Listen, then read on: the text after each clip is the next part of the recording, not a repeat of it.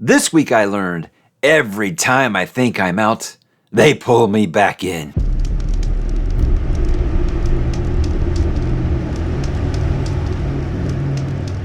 Hey, what's up, bookworms? Mike back with another weekly update as we are officially into the month of November. The penultimate month of the year is always a lot of fun because you start ramping up all those end of the year thoughts, your top 10 books, what you're going to start next year. It's always a lot of fun. It's real optimistic kind of month for me every single year because you get to kind of look forward to the next year. But before we do that, we kind of look back at the last week, and that begins, like always, guys, talking about what am I reading. I did finish The Warrior Prophet. Now, let me set the expectations here. I did not like this as much as The Darkness That Comes Before.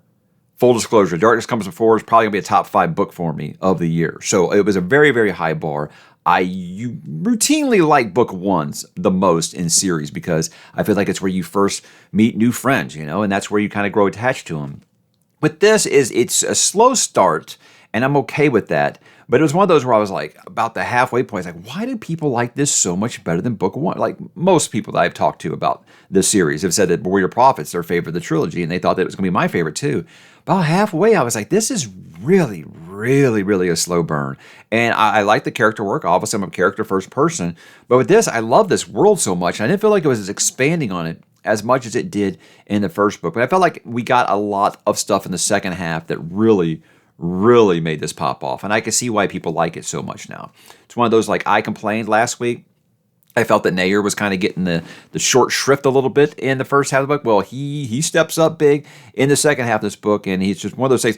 I hate to use this lingo, guys, because I know I'm 46 years old, but all I can say about ℕ𝕤𝕤𝕠𝕠 in this book is based. Dude was based. He was awesome. He was awesome in this book, and I'm excited to see where his journey goes as the series does continue.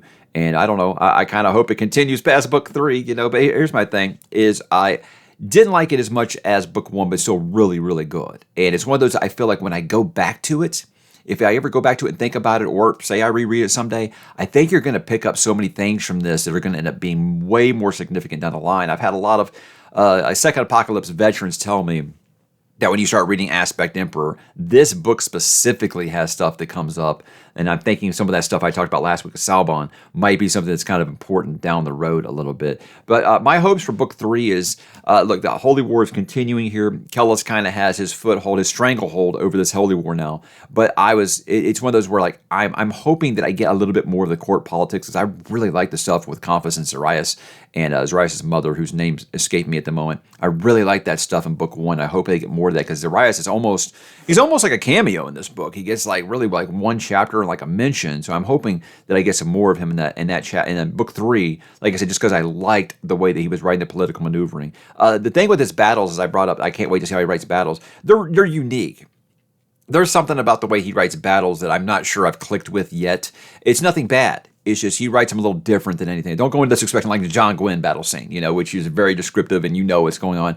This, like I said, he will throw a bunch of character names at you that you're like, who is that? Who is that? I'm not really sure who that is. And I think he's writing the confusion of battle, and I understand that. But I liked a lot with this. The biggest surprise to me in what happens in this book is Serway. I'll put it that way. Serway was the one that was like, wow, okay. Didn't see that one coming. ℙ𝕦𝕣𝕠𝕠 has some incredible growth in this. I say she always seems to make bad decisions, but in this world, it's very easy. I think you're going to make the wrong decision more often. You're going to make the right one. But I feel for ℚ𝕤𝕤𝕠𝕠𝕠. I really do. I feel for him in this book. The dude he's just being put through the ringer, man. He really is. And it's exciting to see where they're all going to end up. I'm super excited to conclude this. The goal is right now, I have it listed, book 3, as one that I'm going to do in November. I've got some really, really meaty books in November, so I don't know if it's going to happen. Really, it's just by the end of the year, I want to make sure that I finish the Prince of Nothing trilogy. So that way, if I want to start Aspect Emperor next year, I can start really clean with a clean break and not have to worry about, well, I got to finish this book first. Obviously, it doesn't matter, if you finish off these books by the end of the year. It's just a month, but hey, to me, when you're like this in your schedule, everything, you feel like, hey, I want to make sure I start with a clean slate. And that's the best way to do it. After I finished that, I did start on The Fury of the Gods by John Gwynne, who is writing battle sequences very, very awesome. By about a quarter of the way in so far. We'll be straight with you. If you watched my video earlier, last week, if you watched my video about should you wait for a series to be complete, or read it immediately, I said I was reading this and I was struggling a bit with the names because, look, first off, a lot of them are ancient Nordic names, so they're very, very hard, at least for me. They're very, very hard to kind of click with sometimes, and that's just a thing. Really, it was a 2-year break between book 2 and 3. Not only does it have a ton of characters, I was forgetting who was associated with who was alive, who was dead, who wronged who, where everybody was, what these factions were. But thankfully, John is the greatest because not only did he write a recap at the beginning of this, talking about the story so far and tell you where the story had gone, he wrote a 2 or 3 sentence description for every single character in the story and tells you what they've done up to this point.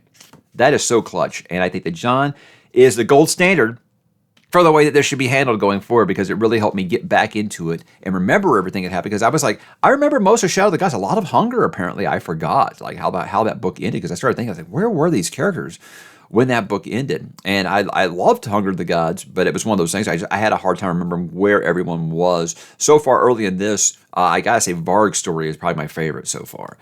There's some things going on with the gods and things like that, but for me, it's like where the series started with Varg and the stuff with his sister, you're really getting the full conclusion of that now, and I'm really, really anxious to see where it goes. So not too far into it, but I do like where it's going. And if you're concerned, like I was, about, oh man, it's been so long, I'm not sure I'm going to remember, and these names are really difficult, John got you. Every time a character name pops up, just flip back there to the front of the book, and you'll find, hey, oh yeah, they did that in Shadow of the Gods, and it makes sense, and you're not really going to be confused. So John is clutch for that, and so far the writing is, as always, John just gets better every single book, and I'm just waiting now to find out how he hurts me, because the characters I do remember, I didn't want to lose, and John, he's always going to find a way to make it happen and make it happen in a way that's going to completely gut you because he's just that good of a character writer, and I'm excited to see how the series does end up. I've been told it has a satisfying ending, and with John, that can mean many things, so we will find out. So what am I going to read, guys? Well, obviously, finish Fear of the Gods. That's kind of the goal this week. I don't think that it should be too much of a problem. Like I said, John Gwynne books read pretty quick. He is the master of one more chapter, I think. I don't think that there's any author out there, maybe Pierce Brown, that does it better with, okay, I'll stop at this chapter, and it's just like a big hook, and you're like, okay, well, I'll read the next one. And he writes these short, snappy chapters, too. So you can just kind of be like, one more chapter, and you can do that 3 or 4 times and look like, oh my gosh, it's 3:30 in the morning. I got to go to work here soon. So I'll probably finish that one sometime this week. Then I've got The Devils by Joe Abercrombie, the review copy that I was grateful to receive. I'm so excited. This is my most anticipated book of 2025, and I'm getting to read it, 6-7 months early. That's super exciting, and listening to Patrick just gush about this book has me even more excited than I already was. With me, look, First Law is one of my favorite fantasy series maybe ever. So seeing him step outside that realm is always shaky because, Shattered Sea was really kind of a miss for me, but this is much more in the First Law vein in that it's very adult fantasy. It's very much the way that he writes characters, and it's very, very R-rated, I guess you say. I mean, some people might say more, NC-17 maybe. I don't know. I don't think so. I don't think he really gets that graphic. He is the self-professed, Lord of Grimdark, and I think the thing is, he is the Grimdark gold standard, but it's one of those things, like, I don't think it's for the reasons that people think. It's not because it's just disgusting to read or he's just so cruel. I feel like the Baker books are way more vicious than, the First Law books. But it's just something that Joe does. It just sets the mood for a grimdark world. And it's just done because his characters are so just disdainful, but yet you find yourself rooted for him. Nobody does that better. And I'm expecting a lot of that here with the Devils. But very exciting times here because I get to read, like I said, 2 of my 3 favorite fantasy authors back to back. Yeah, that's awesome. George, if you want to catch up and throw a new book and a Song of Ice and Fire out there, it would just be the best Christmas surprise ever. And we do got a Brandon Sanderson one on the way. So it's just a great, great end to the year here is on the way. How about this week on the channel? Did do a couple things, kind of closed down spooky season. A couple days before Halloween, I said I was looking at all these horror books that I got recommended to you guys that were in consideration for spooky season, and I just didn't get to. always makes me sad when I come to the end of a spooky season, just how quick it goes by, and I don't get to read more horror. Now, I think I've done a better job this year of getting more horror into my daily or my monthly reads instead of just waiting for it all in October. And I've discovered a lot of new authors, so I have a lot of new wants to read. Wants to read? Is that the way you should put that? Anyway, I have a lot of new things I want to read, and I started looking at it, I'd be like, okay, if I was setting like your Netflix queue in your order that you want to watch things, what is some, just say the next 10 books that you want to read. So that's the kind of video I made, just the next 10 horror novels I want to read. I'm not going to pretend that these all happen in succession, the next 10, because I know that new things will kind of, that just happens. You get something and you hear about it and it just shoots up the ranks and you say, I got to start it right now. Be it FOMO or just sounds like that's going to be something that clicks with you.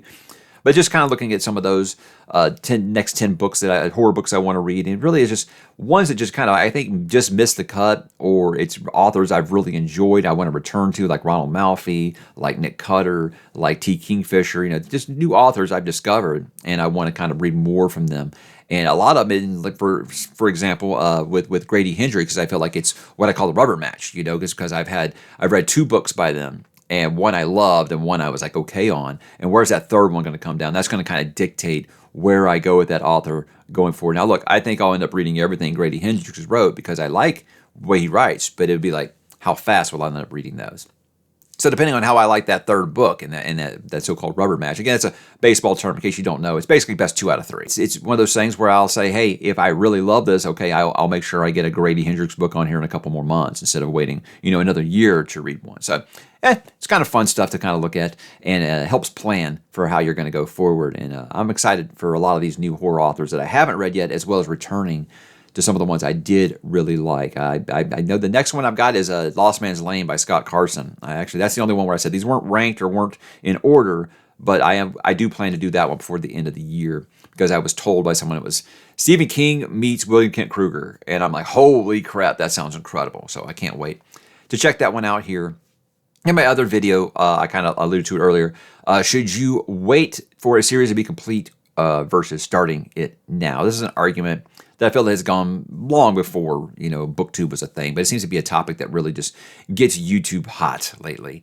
And the thing is, I say that on social media, I say once a week, I see some author just roasting everyone who says they want to wait for a series to be complete. And I kind of go through all those reasons of why I feel like I have one foot firmly entrenched in both camps. I get it.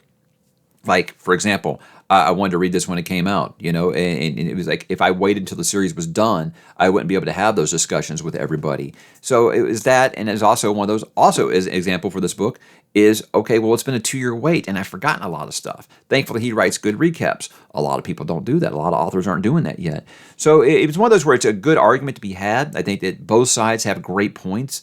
But in the end, it's like, there's no right or wrong. Do what works for your life. It's up to you. For me, I like to have the sense of community, be able to talk to people about it. Because if you talk to people at the same time they're reading it, you're going to get a lot better discussion. If you're talking to them about it, they loved it, but they read it like 2 years ago, they're like, yeah, it was good. They're not going to really engage with you on it very much. So you lose the sense of community if you wait.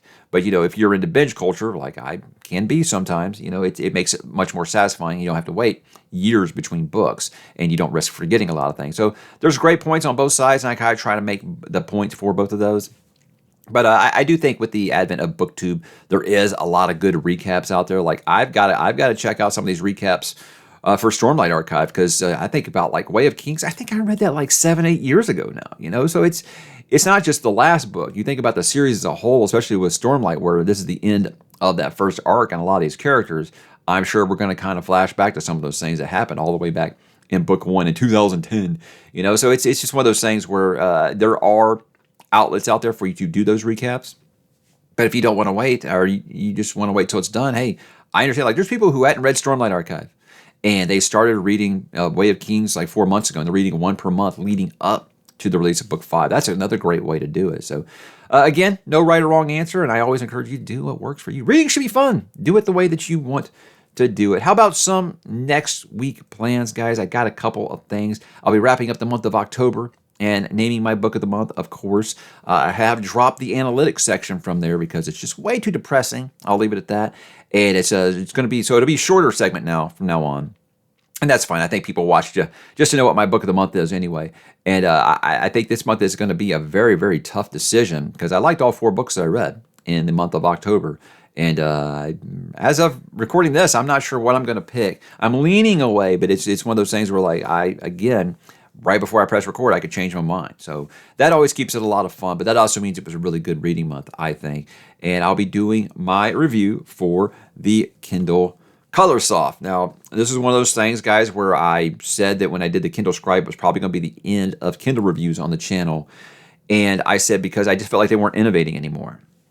Did I really need to review the Paperwhite again? You know, that's just a little faster than the last one.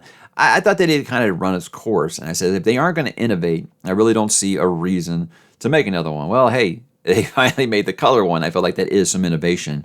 So I haven't actually started really messing with it yet. So that's the plan for the rest of the weekends. I'm going to kind of mess with this, and I'm gonna try comics on it. I'm going to try regular books on it. Just kind of try everything I can and give you guys just kind of my breakdown of, first, is it worth that price tag? And second, is this the new Big Daddy? Is this the one that can finally knock off the Oasis for me? I'm actually genuinely curious. And I've already got the jokes about, hey, did Amazon send you one of those? Amazon refuses to send me demo units, even though I've sold thousands of these damn things for them. They refuse to send me demo units. So no, this came out of my own pocket because I feel like it has the chance to be a keeper for me. Whereas a Scribe, I felt like that wasn't for me. That was really one I was like, I'm going to review that for other people, I think. This one, obviously, I've gotten lots of requests for people asking me to review this because it is different enough. Can it justify that price tag? But I also think if I can get past the fact that it doesn't have actual live buttons on it, I think this has a chance to be my new e-reader. I don't know. We'll see. I do still love my Oasis. It has been with me everywhere. It's been around the world, man. It really, really has. So that should be later this week. I'm going to try to get that one out really, really quick. I know there are a lot of people excited for it and want to know for the holiday season if that's something that they should pick up. So I'll be talking about that here later this week. We recorded a stockpile of videos from Mike's Media Reviews. I just haven't edited them yet, so I'll be trying to get those out slowly this week. So sorry for the delay. We have done a ton of those spooky season reviews, and we'll be talking all week. I'll probably be putting out a video every day, every other day during the week where we talk about a lot more of those horror flicks that we watched. Like we watched Old last night, and man, I was actually... Well, you'll see. You'll see. ℙ𝕦𝕤𝕤𝕤 movies always get an interesting response one way or the other. We'll be talking about that. How about some TV and movie talk before we go? I did start to watch The Comeback, the 2004 Boston Red Sox documentary on Netflix, and talk about the only team that's ever come back from down 0-3 in a best-of-7 series and win all the next 4 in a row to take the series. And it's a lot of fun because, look, I loved that team, the Red Sox. That's back when the Red Sox were still like the Cubs and they were like the lovable losers. You know, it wasn't like it now. They've won like 3 or 4 championships since then. But it was like I was really rooting for that team, not just to break the curse, but because they were fun. They were a lovable team. They really, really were. And I felt like the nation was really kind of rooting for them. I'm not gonna lie to you guys. I think I would root for the devil almighty versus the Yankees, honestly. So it's one of those things where it's fun to go back and look at. That was kind of like my B team for a long time there. But this documentary is really good because it has so much stuff from people that were there. It even has stuff from Yankees players. And it talks not just about that series, but it talks about the lead up, the rivalry during that time between the Red Sox and the Yankees, which many consider the greatest rivalry in sports. I don't anymore. There was a long time when Boston wasn't winning, when it was really one-sided. Yeah, I considered it the best rivalry in sports. Now it's like, I'll take Bama Auburn every single day over Red Sox Yankees, but just because I think it's been oversaturated at this point. And once the Red Sox did win, I felt like it's kind of over. But again, that's someone who doesn't live in the New England area and understand the hatred, the history between those two franchises. But it's a very good documentary. Again, what I tell people with this, even if you don't like sports, the way that it's presented, you can probably get some enjoyment out of this because getting the firsthand experience from the people that were there.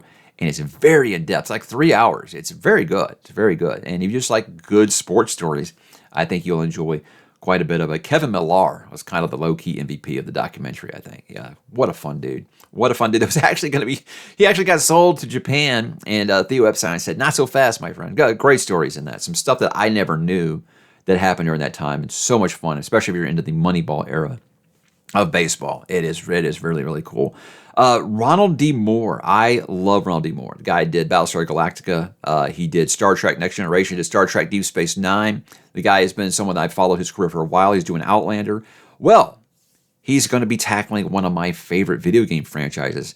They did announce earlier in the year that the guy, Rafe Judkins, who's doing Wheel of Time, was going to be doing God of War also. And we were just like, oh, why does this guy keep getting all these good properties when he clearly doesn't care about them? Well, apparently he's out and Ronald D. Moore is in. Now, I don't know how final this is because we haven't gotten like any firsthand accounts of anybody involved with it.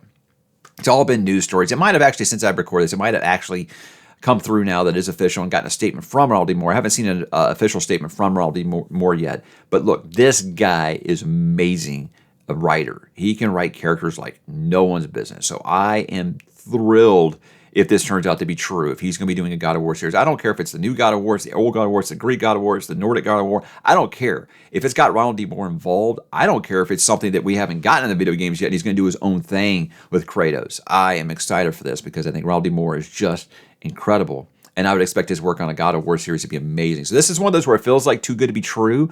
So I'm not letting myself get excited yet. But if it is true, man, this is great, great news. And I hope they get Christopher Judge to play Kratos. You know, that's the guy who does the voice in the video games. To play Teal'c on Stargate SG-1.